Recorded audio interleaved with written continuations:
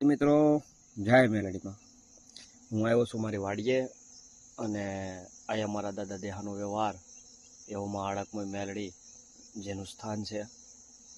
અને મિત્રો, આ દેવ એવી છે કે તમને વિશ્વાસ છે ને ગળા સુધી હોવો જોઈએ એની ઉપર.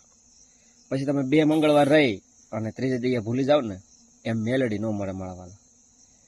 આની ઉપર તો વિશ્વાસ હોવો જોઈએ અને આની ઉપર તમે વિશ્વાસ રાખો અને મેલડી તો એમ કહે છે કે ભલા માણા સીથરા કેરો ઢીંગલો મૂક અને એ ન ધૂણાવું ને તો હું દાદા દેહાની મેલડી ન ધૂણાવું.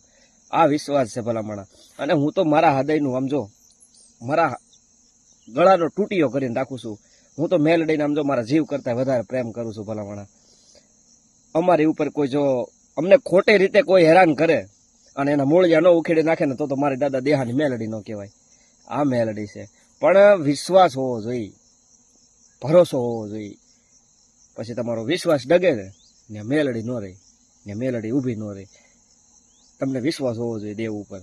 કોઈ પણ દેવ હોય, 33 કરોડ દેવી દેવતાઓમાંથી તમને કોઈ પણ દેવ ઉપર વિશ્વાસ હોય, પણ વિશ્વાસ આ સુધી હોવો જોઈએ કે જે કરે ને એ બધું એ કરશે.